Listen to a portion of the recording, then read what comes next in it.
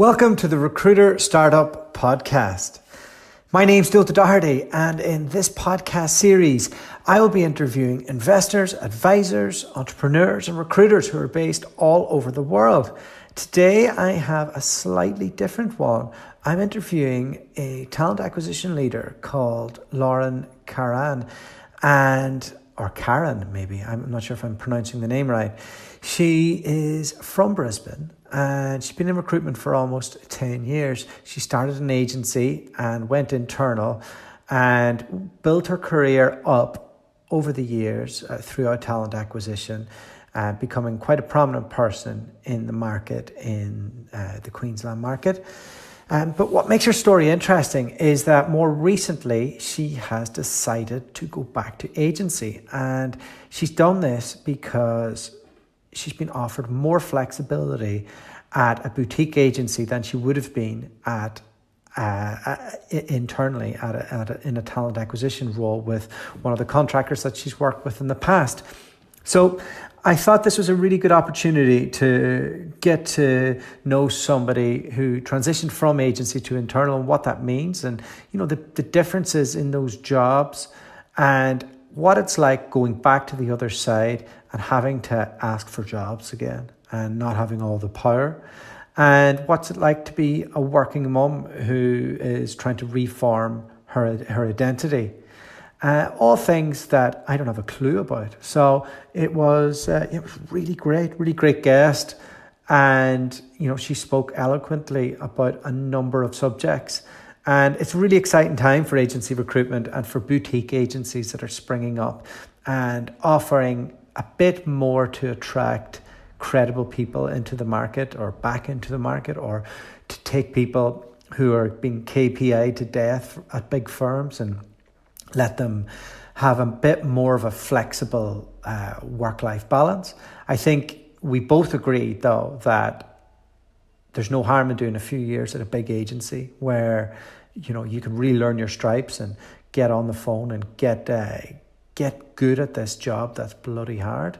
But there does come a time in your career and in your family life where it's important that you are in charge of your own destiny to a point, but to be also in charge of your own schedule, and to have an employer that will, just be a bit more flexible around you, your family life, your kids, your goals. And Lauren's found that, and it was really cool to get into the detail with it. So that's enough for me. Over to Lauren.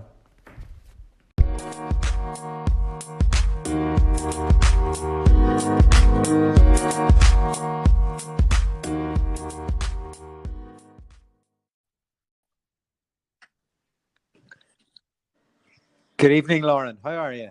I'm good, thanks. How are you? Yeah, I'm not too bad. I'm. It's a bit of a miserable day here in the UK. So take me to where you are in tropical Brisbane. Not a miserable day here at all. It was beautiful, sunshiny day. So we've had great weather for the last few days. Not too hot. I think maximum of about 26.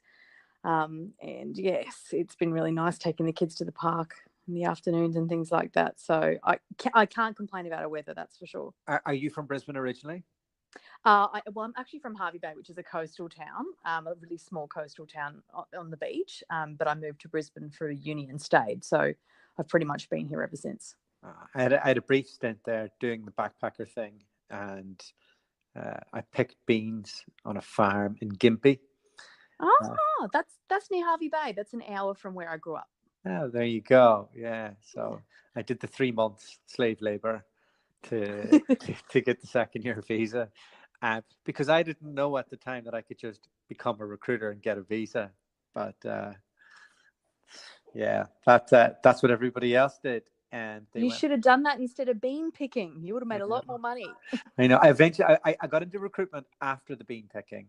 And I had a choice between Hayes and Robert Walters. I ended up joining Robert Walters. And yeah, but you didn't. You went the other way, right? I joined Hayes. Yeah, I went the other way. Talk to me about that. Talk to me about those early days. When was that? Look, it's interesting. I think how Hayes does attract people into recruitment, because honestly, they advertised on my university career board, and I was doing a degree in psychology at the time, and they were looking for recruiters, and they said recruitment traineeship. At the time, I was studying. I was a sales manager in an automotive company doing recruitment, and I was like, I really enjoy recruitment. Never thought it was a career, and then I saw this traineeship, so I ended up applying and doing resourcing. They took me on with the promise of being a consultant, and then I did resourcing in the building market for them for a period while I finished uni. And then when I finished uni, I went on board as a consultant, and the training was great, but I quickly realized that the way I wanted to recruit was just a little bit different to the way that they operated. And the way I wanted to work with my clients was different as well. I wanted a closer relationship, smaller set of clients that I serviced really well and knew intimately as well. And I think that it was great training, but it really helped me figure out what I wanted to do and how I wanted to recruit.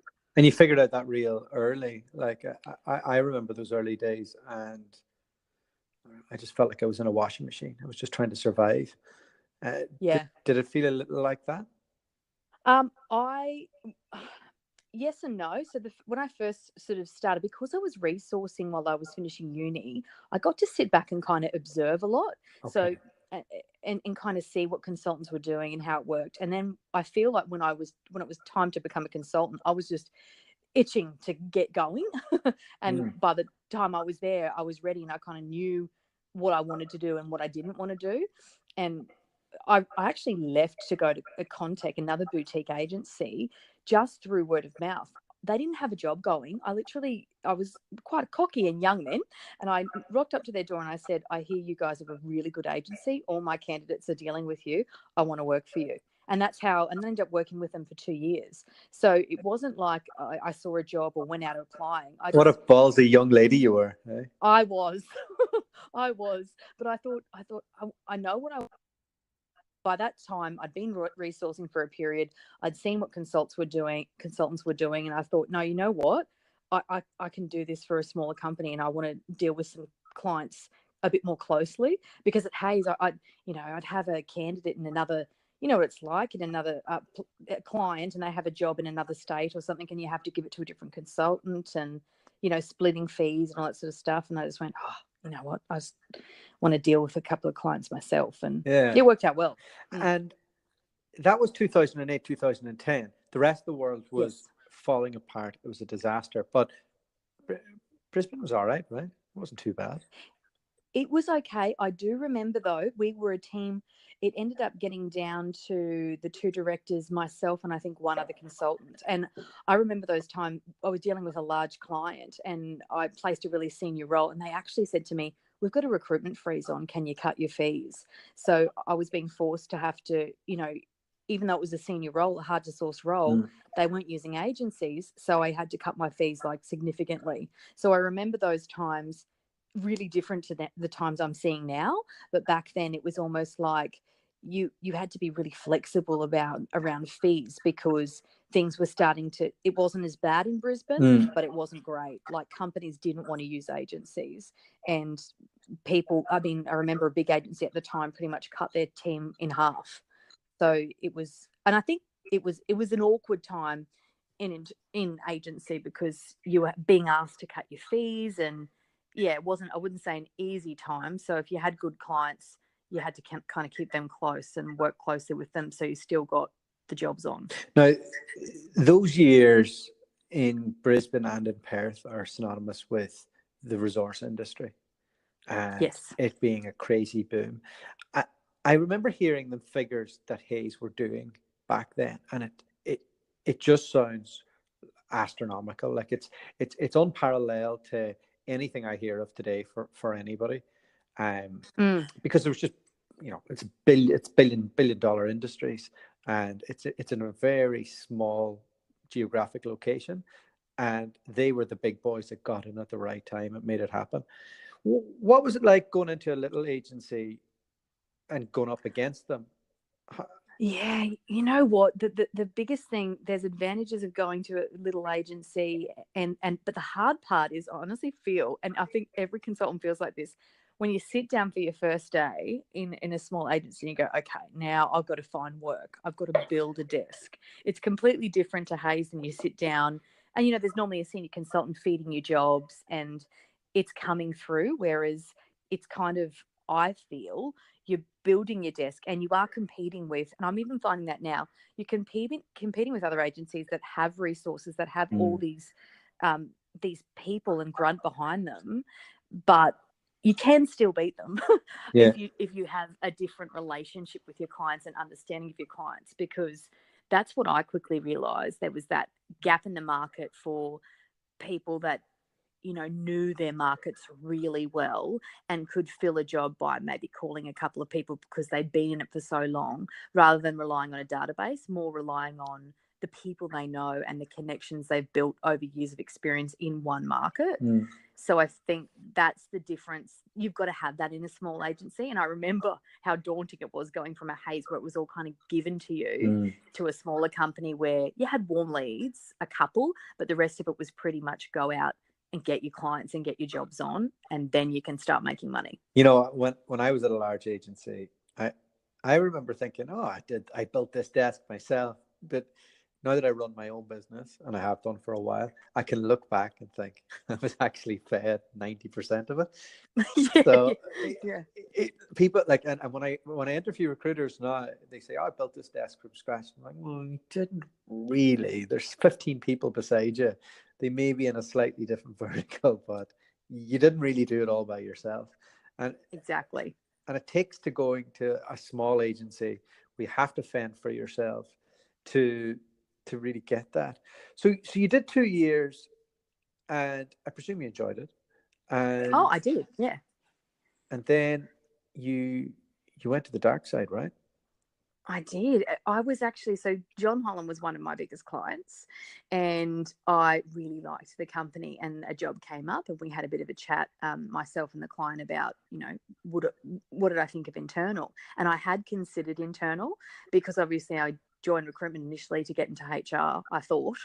And so that was kind of my goal. I thought, well, internal offers me more career opportunities rather than just recruitment. And so I decided to join John Holland then at that point, and I guess work for one of my clients instead of. Did they double agency. your base salary? No, the money wasn't even that great. That internal just doesn't pay as well as if you're billing in agency. Internal doesn't pay as well. I honestly don't. I don't think people over here go for internal for the money. Where do you hear this? I think. Then?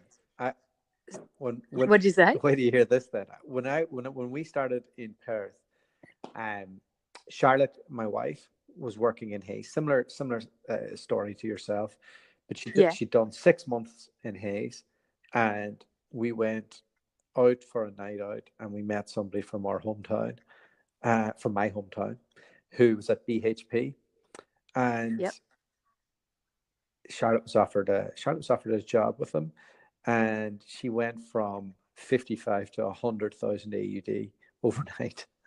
With that was it. That was just like when that boom was happening, and we'll go into some of that a bit later, because you were also in the industry then in about 2012. Yes. Yeah, that was at the height of the boom, but that was double the money overnight, which we were like, we've never experienced it. So you didn't actually go. So it was really just it wasn't like, here's a massive amount of money, come internal, bring your network. Do you know what? No, do you know what? It was less money. It was okay. I even remember it was at least 30K less than what I'd done in agency to go to internal, but I did it for a career move. Yeah. And I look at that now, and I think we just hadn't quite hit the boom yet. It was coming, but we'd been at that end of that really quiet period, and things were starting to pick up. When I sort of left agency, because I remember being in the boom in internal when I was working for Fulton Hogan, and we won APL&G, and we just couldn't get enough engineers. We're bringing people over from overseas, visas, things like that. And I remember that time, and I think that would have been great time to be making Yeah. money coming from agency to internal. But when I kind of did it, it wasn't a pay rise, but I kind of was trying to get somewhere in internal career-wise, and that's why I did it. So you missed the greatest boom in the history of Queensland. Yeah, what? Why? No, it was good though. No, So- I do really love internal still. So Okay, so talk to me about, you started internal. I wouldn't be able to do that job. I wouldn't have the administration skills that were necessary. I wouldn't be able to manage 27, 30 recs at a time. I wouldn't have the attention span. It's not me. I really do sit on the other side of the fence. Well, did you have any adjustment period? Are you naturally administrative? What were the key things that were? I'm a different internal recruiter. My bosses will be the first to tell you that. I love searching. So my goal was always to reduce agency spend, which I don't want to work with a recruiter like me internally now because I'm like, no. But then I loved filling the senior roles and the challenging roles and being able to do, I kind of wanted to be able to do what agencies did, but internally, because I love the search side of it. I'm like you, I don't love the admin. I'm not going to lie. I do remember a couple of contracts I sent to payroll being sent back at one point, and I was like, oh, just let me fill the jobs. But I do know what you mean by that. I think there's a perception out there that a lot of internal is admin and things like that, and that's true to a point. But I think as well, if you can apply the skills you learn in agency around headhunting, ref leads, everything you need to do, LinkedIn Recruiter, we didn't have that back then, but we've got it now, obviously, and using the database or page up like you would another database, then you can find candidates. You just can't be lazy. You've got to treat it like you would an agency desk. That's the key. But I know that I always one of my bosses used to always say, slow down, Lauren. The biggest thing I struggle with in internal was speed, because I like moving at a fast pace, and internal doesn't always move at a fast pace. And I used to get frustrated with that, all the loopholes you've got to go through to fill a role. And I'm trying to keep this candidate warm. And I'm going, hey, does it need to take this long? So that was the biggest thing for me, was patience, because I think agency really suits people that are driven and impatient and want to get things done as quickly as possible, because it is a bit of a race sometimes, against other agencies, and also to fill the role with the right person as quick as you can. And I think that was a huge adjustment: speed, slowing myself down, being patient, and keeping across multiple different roles at one time. When my wife was doing a similar job for BHP and Chevron, I suppose the end user instead of the contractor, you're more on the contractor side, aren't you, with John Holland and McDonald? Yeah. And she just loved the access to being able to really work with the decision makers, and especially in that semi blue collar area of supply chain logistics, or people where people in Australia are really upfront and they just want the job done, and she got a real buzz for that. Was that nice, getting access to that side, instead of like waiting aimlessly for a resume, feedback on a resume, and not having control? Huge. It is. You hit the nail on the head of the one thing I've missed going back to agency, is that also being able to, when you're working internal, influence the decision a bit, so if they're recruiting someone, I used to make a joke to my hiring managers. If they asked me for a candidate that was near impossible, I'd say, so you want a unicorn or Jesus? Let's actually talk about what we can get here, what's in the market, and what compromises we're willing to make. You actually consult with them. It's so that's the part I loved. You get to know them really well, who works well with them. And I think that was the psychology part in me coming out, where I could sit on the interviews, go, they're not the right culture fit. I miss all of that. And that's something that internal has over agency. I think that's one thing that's really invaluable. I remember Charlotte coming back, and she had a meeting with all the different heads, and she said to them, look, what's what's your biggest frustration? How can we solve this? And they're like, oh, it's just, we're just not getting what we want out of you guys. Because she was with Harriet, who were like a supply. So she was embedded on site. And so she just sat down and went, okay, here's all the recs that you have.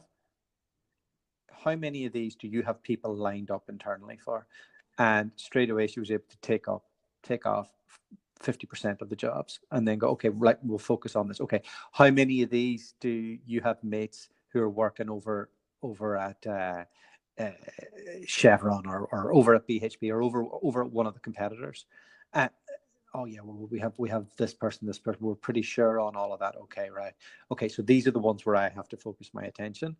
And she found that like really working with these guys and not trying to put like this is our HR way of doing it, like getting to the outcome was the way that she was able to be really successful with it.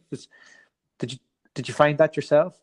Definitely. I remember, especially in project recruitment too, so we'd work off one of the projects I was involved in, Gold Coast Light Rail. Basically, when I came in, I ended up following my manager from John Holland over to McConnell Dow. So he left. He was great.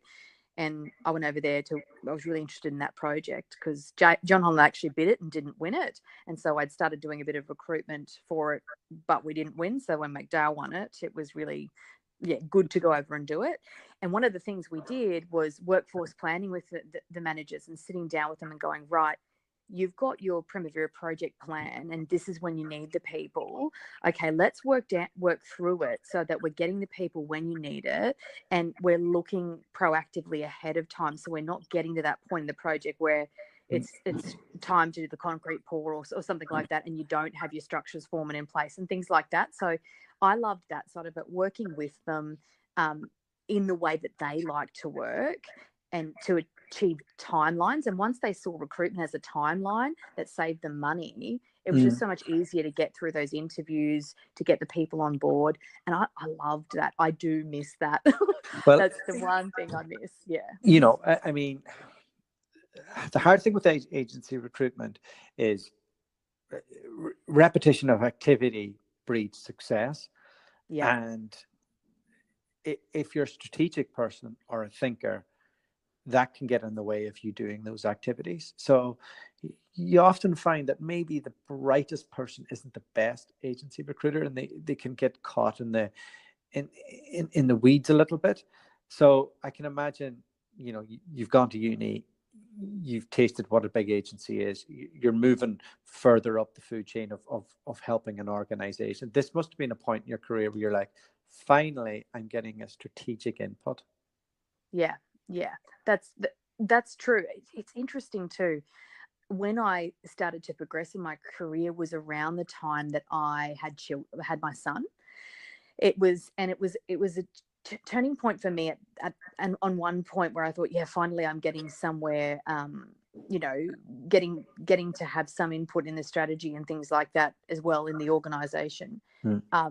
But in terms of recruitment and probably the stint that I did in learning and development was really interesting as well, to see the other side, succession planning, talent pooling, internally, and coaching and all that sort of stuff that I got experience in. And I enjoyed it. But being completely honest, I just missed my time with my family. I just couldn't do it. Was everything I'd always wanted before I had a family. And then I had a family. And I don't know if I suppose people aren't always honest about it, but I've been really honest with a lot of people that having kids just changed it completely for me. And I wanted something more with flexibility, and I was willing to make compromises around, maybe missing some of the stuff that I did internally and career-wise if I could make the same money in agency working from home around the kids. So I guess in many ways it kind of was a strategic move just to make work suit me rather than the other way around. And I'll jump into a little bit of that in a minute. So your career, when did you have the kids? So my son's 4 now. So I had my son pretty much when I moved into the L&D role. So I was national recruiter at Fulton Hogan, and then I moved into group learning and development lead for AU. And my son would have been just turning 1 then, so just after I got back to work. Just another question on that recruitment in that period. So at Fulton Hogan, yes. What type of people were you providing to projects? Or sorry, what projects were you involved in? Was it like the oil and gas, or was it mining, or was it commercial and residential construction? Okay, so Fulton Hogan was civil infrastructure. So when I first kicked off, we did the transport network reconstruction program, or a lot of roads projects up north with transport and main roads. Then we did APLNG, which was where it was hard to get people, and that was a massive earthworks project in Gladstone. And then that, moved on to a lot of highway bypass projects. A lot of it was predominantly in the roads and civil infrastructure sector. And, we did everything. So we did the internal recruitment, and we also looked at redeployment. So we would talk to people before they were leaving a project, chat to them about where they were going, their interests, and then help to redeploy them. So we basically redeployed a whole team from Gladstone over to Canberra to do another project to save money and retain staff. So we did recruitment as part of what we did, but there was a lot more that we were responsible for as well in terms of helping with redeployment and keeping staff in the business. So that and you know, a certain amount of the recruitment that you do is redeployment as well, because like I can imagine you would have a network of engineers that you found them jobs in. Like it's hard for me to describe this for anybody who hasn't worked in Perth or Brisbane, but the market isn't that big. And when a good project happens, everybody's trying to get on it, whether they have mining experience or LNG experience. And it's jobs for the boys, and they always find a way to eventually get to that point, whether it's through a contractor or it's at the end resource like Chevron or whatever. And I can imagine that you must have dealt with similar people or similar groups of people throughout their career on different projects. Was that a large part of your draw as an internal recruiter to companies? Actually, it was actually. I mean, it was one. It's been invaluable because people through different organisations you've worked for, and you don't just know them from maybe interviewing them once for a job. When you're working internally, their kids, what they're really like, how they work, and you get to know the different people in the different companies as more than just a face on a resume. You get to know and network and know different people in the industries as well. So it was a bit of a draw card. I probably only picked and really realised the value of that now because I'm back in agency. I probably only realised more how handy that is. And I think at Fulton Hogan as well I did, because Fulton Hogan wasn't hugely known over here, not like John Holland and McConnell Dowell. They were known more as a New Zealand company and still building their brand. So my manager and I, both ex-John Holland, our challenge was always selling Fulton Hogan. And the great thing was, because we'd built those networks, the people we knew at John Holland and things like that, we were constantly trying to attract people into the organisation. So that's when you start to pick up how important those networks are. So you've had a couple of kids. You've worked from large agency, boutique agency, basic role within internal recruitment, to working your way up the food chain, to doing the strategic stuff, to even doing learning and development, to redistributing talent across the country. Quite a varied career.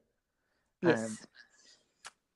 Talk to me about, firstly, what was your decision making process, and you can jump into the kids thing as well, about going back to agency, because I've never come across it. I honestly, right?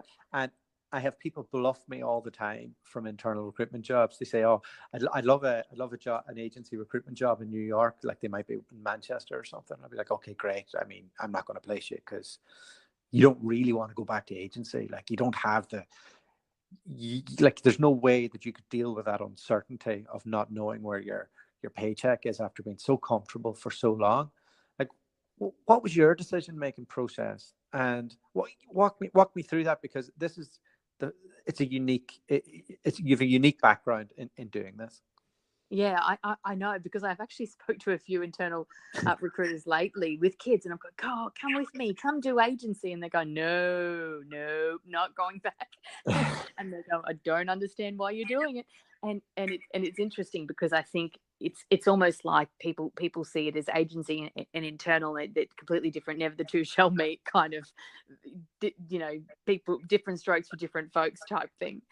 But for me, I'll tell you how it happened. When there was at Fulton Hogan, there was a restructure in the L&D department, and then basically there was a move for me out of Fulton Hogan at that point. Rather than going back into recruitment during that restructure, I decided I wanted to try recruitment somewhere else. And it was through that process I actually came across a small agency, and I went into interview with them for a role with an internal. And they said to me, what about it working for us?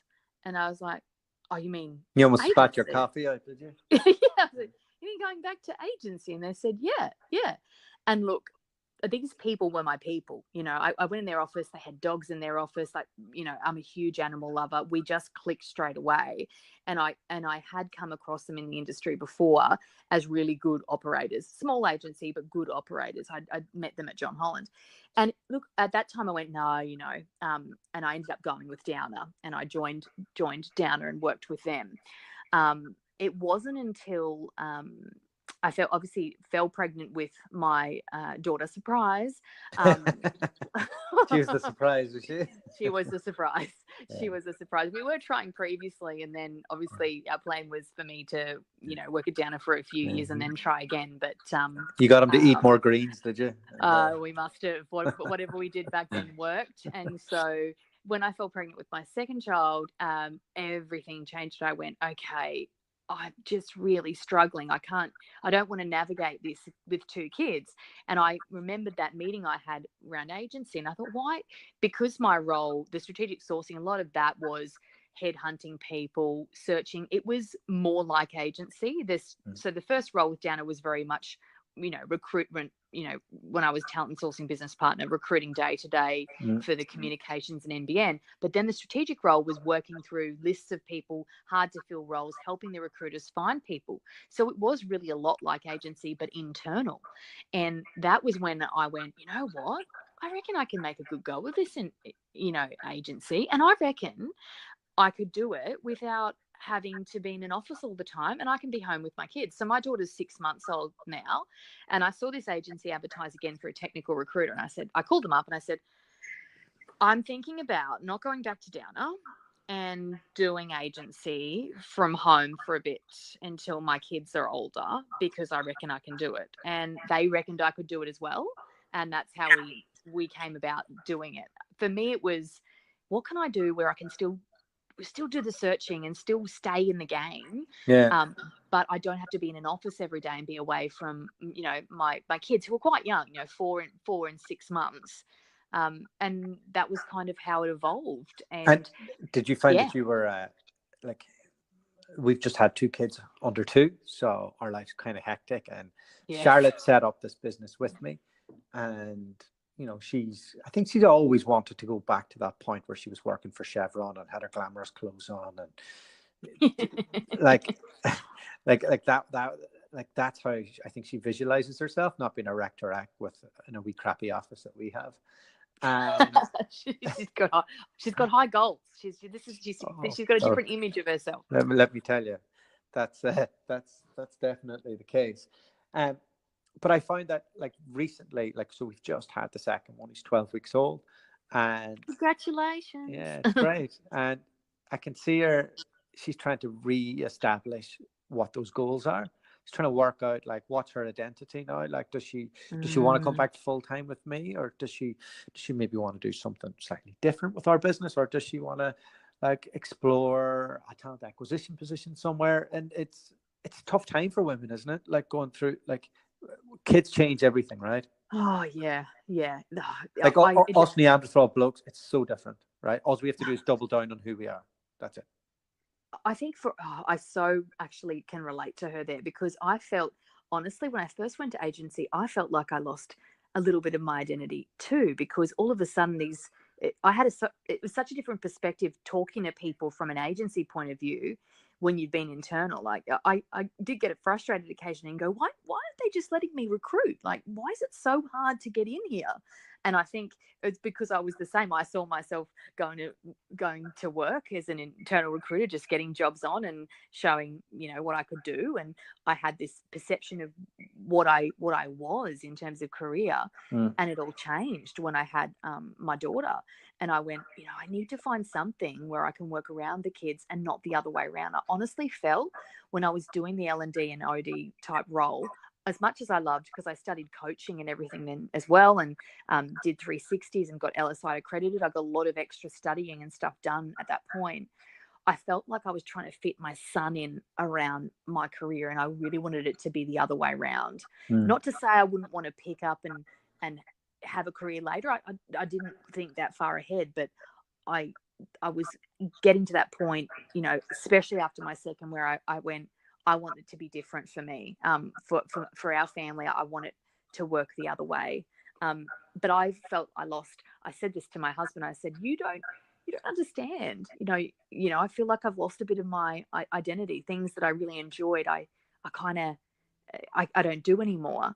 And then I've started to develop a bit of a love for agency, which has quite surprised me, because it's been so long since I've done it. But I've started to realize there are positive aspects of agency that I didn't realize probably back when I was recruiting before either. Yeah. And that is, yeah. And that's, I've tried to kind of get that into Charlotte as well. Like, so during her pregnancy, she studied to be a yoga teacher. So I'm like, okay, so look, that's part of your identity now. And you could go work for somebody else 50 hours a week, or you could come work for me 20 hours a week, and I'll pay you the same, like you'll get the same money out of it. And you can choose what you want to do within the business. You don't have to do any sales. So this comes on to my next question. The big difference between agency and internal, from a psychological perspective, is you're asking for something.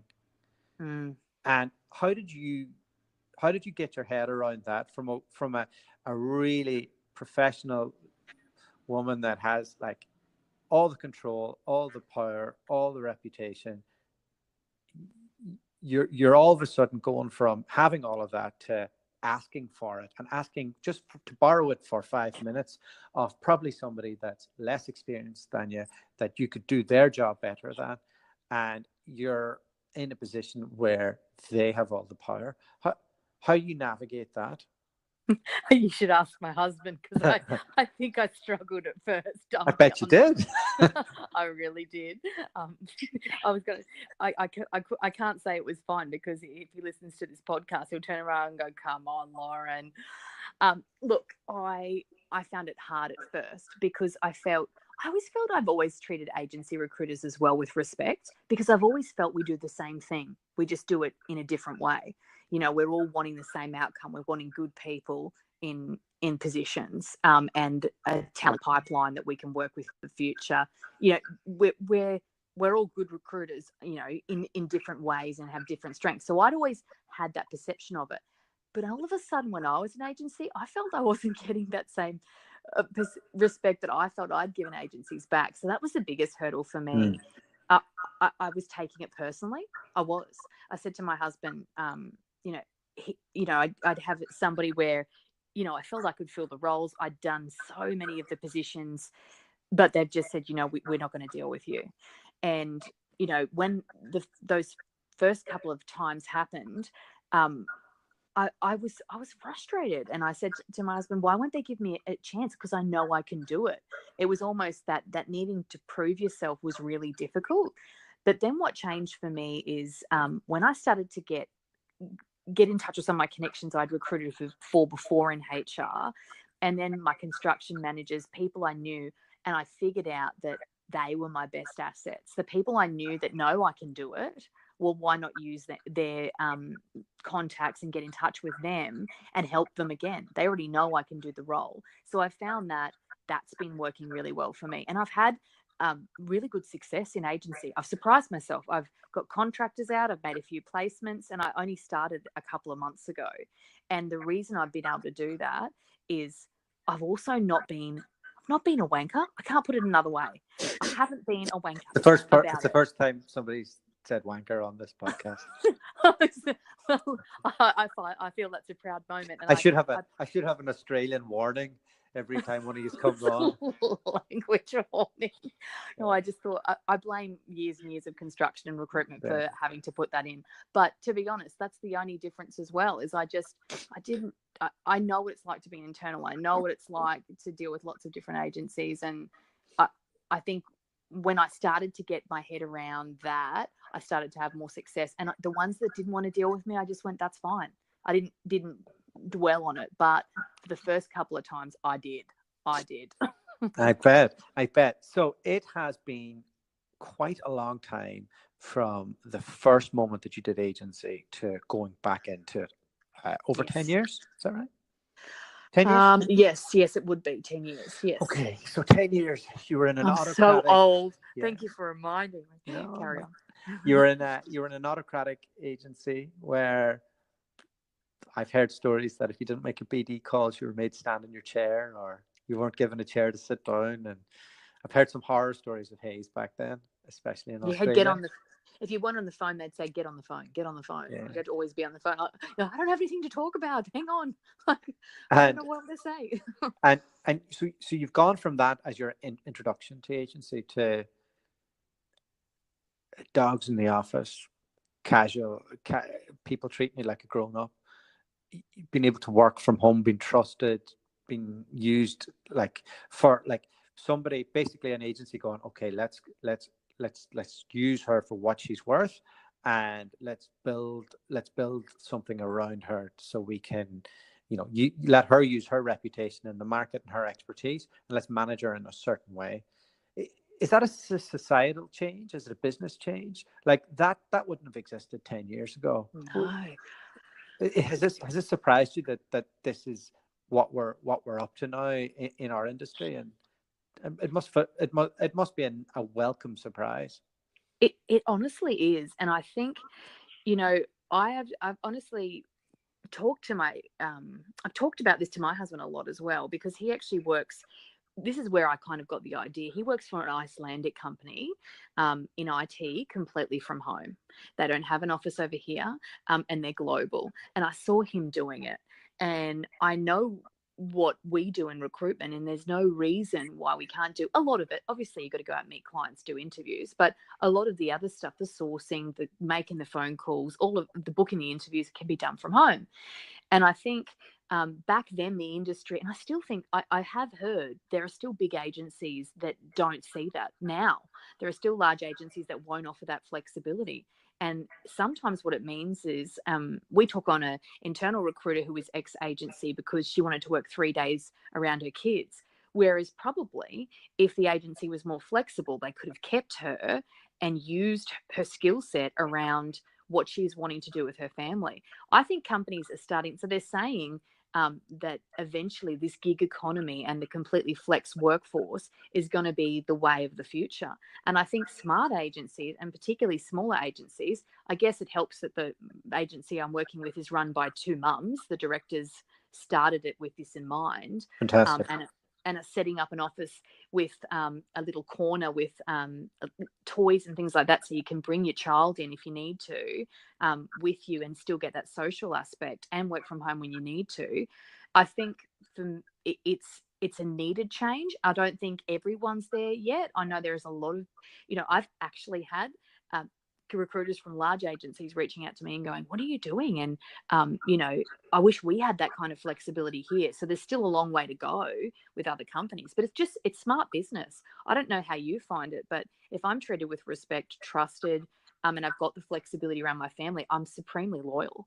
And I have certain thoughts on this. I mean, I suppose you're talking to somebody that's had this type of working arrangement. Like I've been doing this for a long time now. Yeah. Like we've recruited for Australia, the US, China, wherever, and we've been all over the world. We when we started off, we were in Guatemala for 6 months until we got paid. So, like, I'm all on board for the flexibility in that. But if I look at agency structures, you've earned this move because you've been in the industry so long, you have so many connections, you don't need to be trained and all of that. I think like flexibility and all the rest, I think it needs to be earned. I think like do a year hard graft first, like go into the office, learn that, like get really good at it, be around people, maybe even 2 years, like whatever it takes for that penny to drop, and like have that marker. Like if somebody start in Australia terms, if somebody's able to do 2.5 placements a month, and okay, start testing them from home. See if that drops, and say, hey, if you keep on doing this, you can stay at home. That's no big deal. You can go to the beach and do it.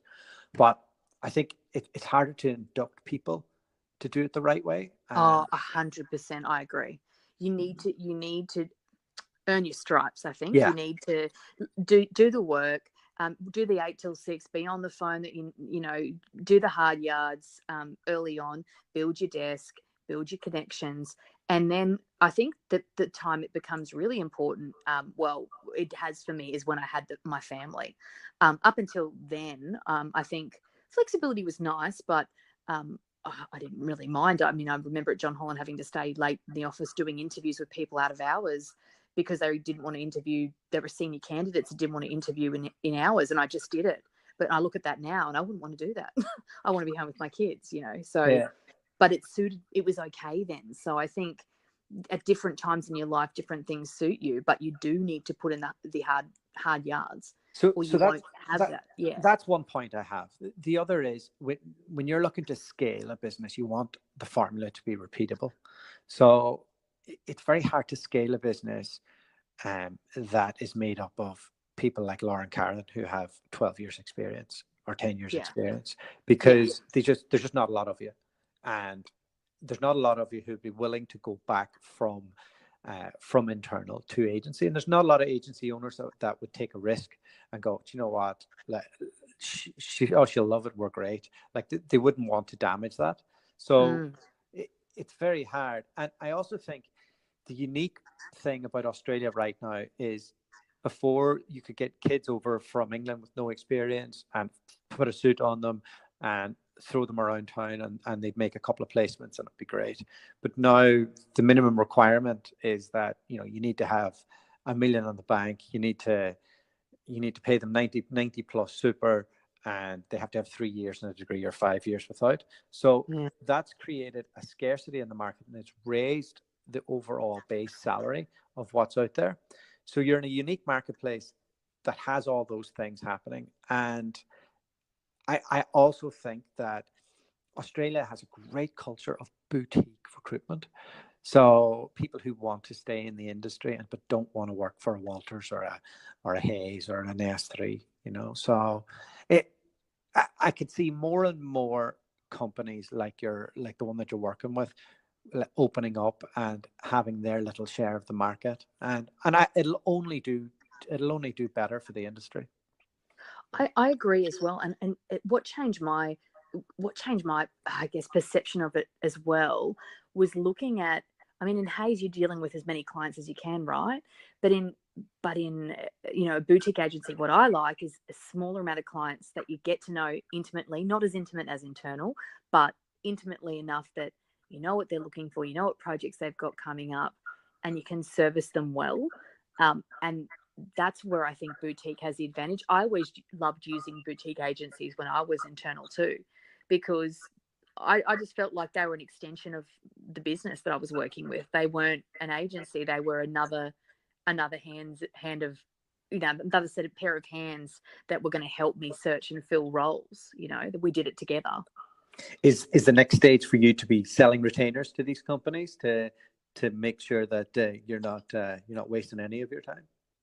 I would love to be able to do that. Yeah. I mean, for me, that's one thing I haven't. I've been still doing contingent recruitment largely, but I mean, if I'm on a PSL with them and I'm getting to that point where I'm filling a lot of their roles, and I have been having success with one client that comes to mind recently doing that.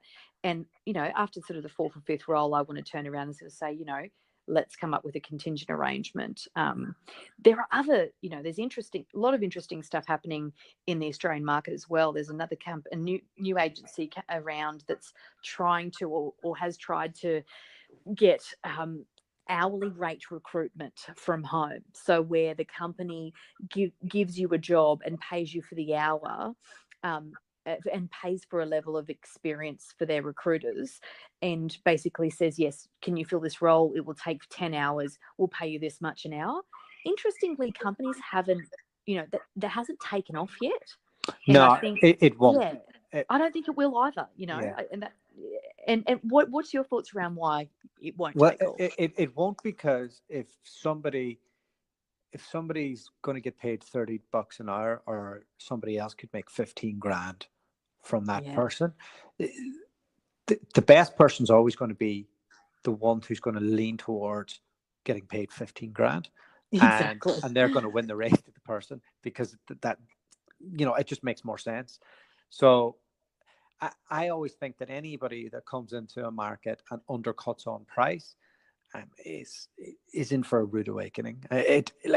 Because somebody else will always work harder to have that candidate pool, so they can then sell it at a better price. And if they don't do that and don't sell it at a better price, then more fool them. Like they won't be able to stay in the industry whenever it dips, and then they don't have any money. So yeah, and I think, the part that I've found really interesting, to be honest, coming back to agency, is just that I can fill less roles. And this is one thing for your wife. You can actually fill less roles and make similar money. That's the best part of it. Because when you're in internal, you've got 30 or 40 roles and you can't choose what you do. You've got to do it all and slog, do the hard slog. And, it's a different challenge in agency, but yeah, I mean, you fill a role and you get good commission, as opposed to filling 30 or 40 and then waiting for the next project where you get, another 30 or 40 to go through again. All right. Well, Lauren, thank you so much for taking the time to have a chat with me. I am going to go and eat my hat, because I said if anybody ever from internal told me that they go back to agency and give me good reasons why, I would. So I've really enjoyed speaking to you. That's been really interesting. Yeah. And I wish you the best. And it sounds like you're onto a good thing. Okay, thanks, and thanks so much. It's been great catching up with you as well, and all the best with your new little one as well. Take care. Okay, you too. Thanks. Bye.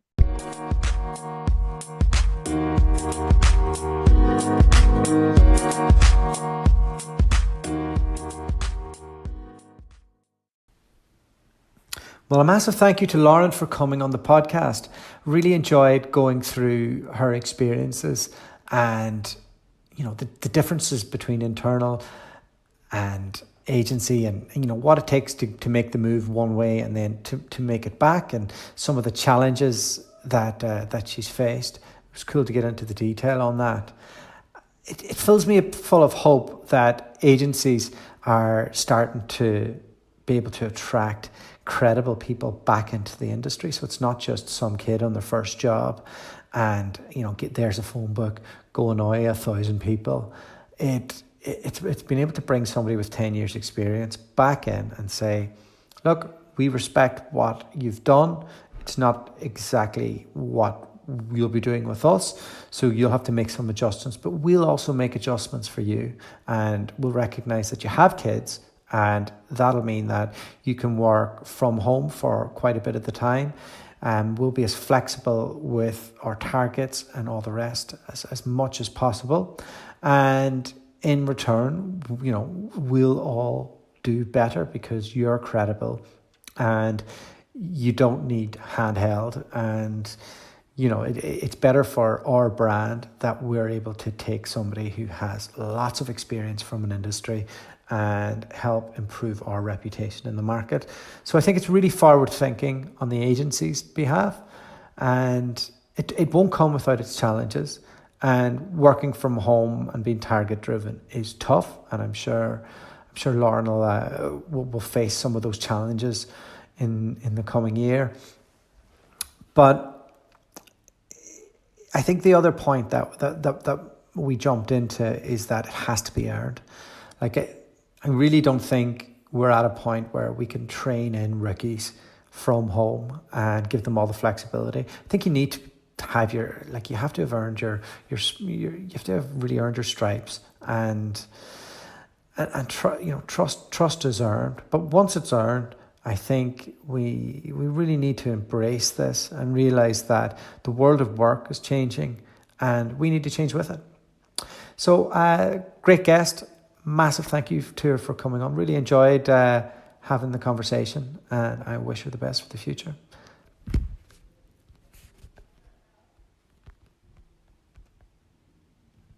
The podcast you just heard was made using Anchor. Ever thought about making your own podcast? Anchor makes it really easy for anyone to get started. It's a one-stop shop for recording, hosting, and distributing podcasts.